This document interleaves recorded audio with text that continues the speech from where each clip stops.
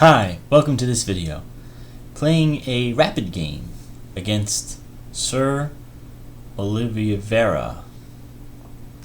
Okay, let's give it a shot. 1d4, d5, Queen's Gambit, c4. I'll play the Chigorin defense, knight c6. The idea being to try and support this e5 thrust. White tries to prevent it with knight f3. I'm actually going to play it anyway. I'll play it in a sort of gambit style. Video is recording. Indeed it is. Okay, getting my opponent to think. And this is not the most testing move. Taking with the knight is probably the most testing. Though I don't remember what I'm supposed to play here. Probably I could just pin the knight and threaten to cause some problems. So let's try that. I could have played e4 as well. Kicking the knight, closing the center, but I see no reason to commit to that structure just yet. Right now I actually have a little bit of a threat. I take here, then I take here, then I take here, and then I take here. So a lot of action in the center. And I don't know how to get rid of these arrows. That's unfortunate. Okay, let's see if I can back them up. Pinning the knight, threatening e4. You could play h3. You could play bishop e2, as he did. Getting sort of wasted bishop move. Now, let's see. I could take on c4. I'll go d takes c4. You can take with the bishop. Then I take on e4 with the on d4 with the pawn. Take here. He takes back. I'm open on this, so then I can take with the knight. If he takes with his queen, he's okay. So I would have to take with the knight at some point, but then he'd be on b2. So that probably wouldn't work. We also have bishop b4, which could be useful. But he probably just plays bishop d2. We also have e4, and then I'm able to trade light square bishops, which should help me, although I have some light square weaknesses in this case. So let's see, I have a little bit of time. This could be a very committal decision, trying to change the pawn structure. So let's think about this.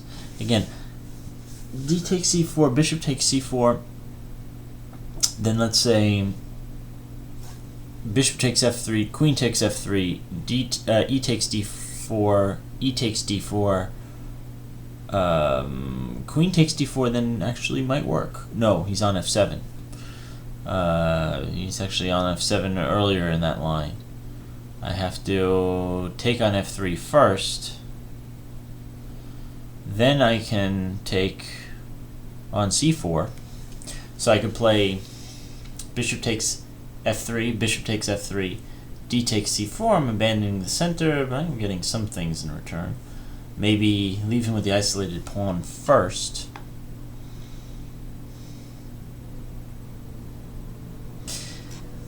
You know what?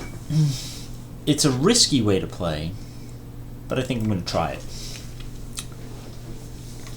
I'm going to take here. Oh, he can take on this now. Maybe I have to take here first. Then he can threaten to take this guy. I also can just play e4, get the same result, similar result to what I would have gotten before, but I don't like that as much. Take here, he plays queen a4. Then I have queen d7. He has d5, knight b8. I'm not as worried about that. So let's try it this way.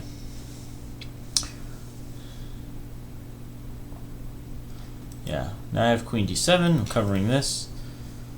I mean, he wins a pawn back, maybe? Well, you could take on f3, then I take back, then he takes on c4, then I take on d4, then take, and then rook d8 or check here first. Should be okay. He probably would just castle at this point. Castling looks good for him. I wonder if I have knight g7 and then castle queenside. I wouldn't want to castle queenside right away here. Looks like a mistake. So what might my opponent be thinking about? If I was white, I don't think I would be looking for a way to cash in. I think that I'd be looking for a way to increase my development. Castle, knight c3, something like that. Cashing in also does not sound bad, because now he can take on e5, and, well, I'll take back with the knight. Yeah, I'm going to end up with a worse pawn structure in either case. I don't have the bishop pair, so I'm not really sure what my compensation is. I don't know what I get for all my troubles here. Threat to win the d4 pawn probably doesn't actually work. Okay.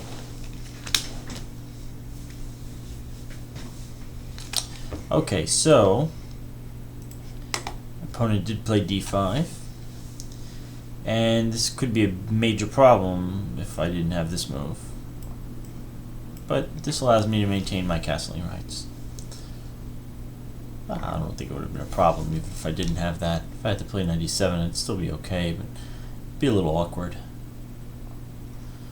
Okay, so I guess he's threatening to come here, which I could stop that.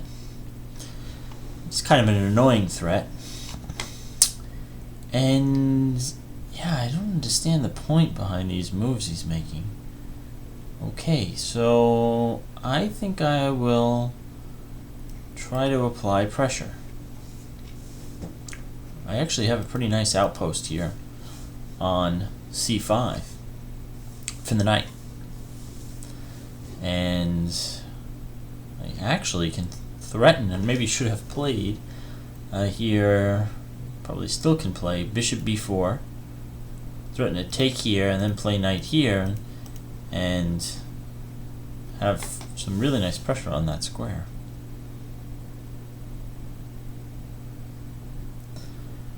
I don't know if I want to part with my bishop just yet, though. That bishop might come in handy. Maybe not. Maybe it's a bad decision because the e5 pawn is my way. But his knight is not that fantastic either. I don't see where it's going. Maybe like this. And then move here, and then I'll take him. So, okay, let's get rid of these crazy arrows. So I'm threatening to hop into d3. I like these arrows, I'll have to admit it. I'm threatening to jump into d3. But I'm not sure if that's really a big threat. I mean, it ties his bishop down, but maybe we'll take that arrow back because it doesn't actually look useful at the moment. I think the idea of b3 is more powerful than the actual move. More prudent is bishop e7 or d6 followed by castles on the king side. And I want to castle on the king side in this position because I may want to reserve the right to play b5 or c6 and challenge his center, and I don't want to have my king on that side of the board if I try that. I don't see any action happening on the king side, and I don't plan on moving pawns on that side just yet. So, not as big of a concern. h6, g5. Now that I talk about not wanting to move pawns, h6, g5, g4 looks interesting. Okay, so let's take a look at this move. My opponent wants to deny me a stable d3 square. In the process, we could just say that probably better would have been to try and develop bishop g5, bishop e3, something like that. Always develop your pieces, right? He's challenging this to undermine d3. Unfortunately, this just loses a pawn. And this actually gives me access to d4, which is a better square, I think. Could do more from this square. So the point is, you're hitting b7. If I come back, you still get to hit b7 because you know what? Well, alright. I like the idea of knight d4, but let's grab the material and hold on to it. Bishop a3, I play rook b8. Or for that matter, I castle queenside. But castle queenside, that looks dicey. I feel like he's going to get activity against my king then. I'm way too slow against his. So let's just go rook b8 or maybe even just b6. Try b6. I could still castle queenside now, although I don't think I'd want to with the exposed structure on the queenside, but yeah, just b6. Now I can even move the knight if I want. Still can go to d3. Unfortunately, I don't think I can get back to d4. Now knight a4 threatens to take, but then I just play bishop d6. And okay, we both have a bad bishop, we both have a decent knight. Question, can his knight get to c6? Counter question, can my knight get to d4? Or where would my knight want to go? Actually, I think my knight's pretty happy attacking e4. Just gotta try and get more pressure on that square. Might even try, without castling, to play g5, g4. Okay, this, I'm not sure what the point of this move is. I'm going to move back. g5, g4. You have to abandon the defense of e4, and then I attack c3 somehow. Or I just continue the pawn storm on the king side. Yeah. That looks good. I also don't have to rush anything. I mean, I have outside passed pawns. Excuse me. I have some outside passed pawns. I could just try and run with those.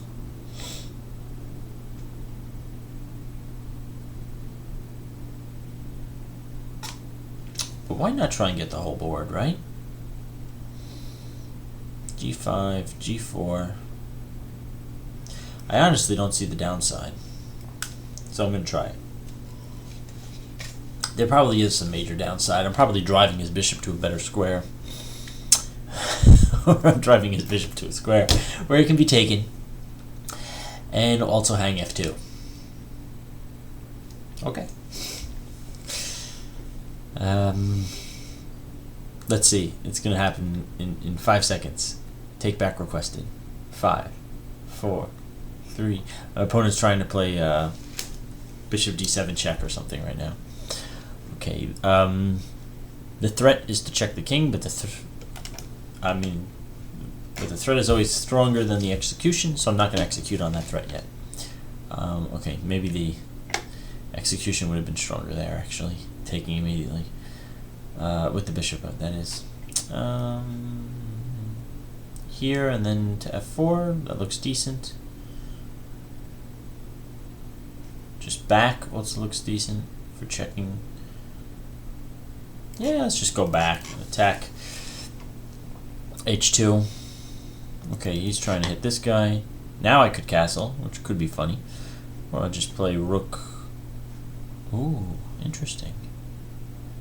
Can't take here without pitching a rook.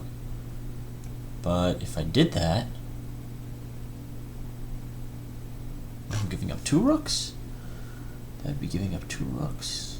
That's not good. Let's do this instead. Give a check.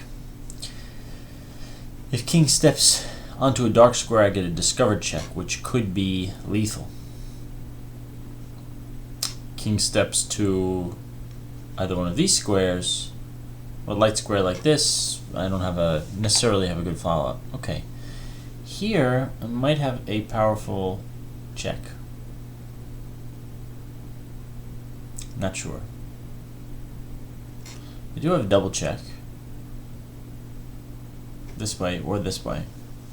This way, it doesn't accomplish much. I do have a check here, move, take here, then he checks, move, takes, takes, takes.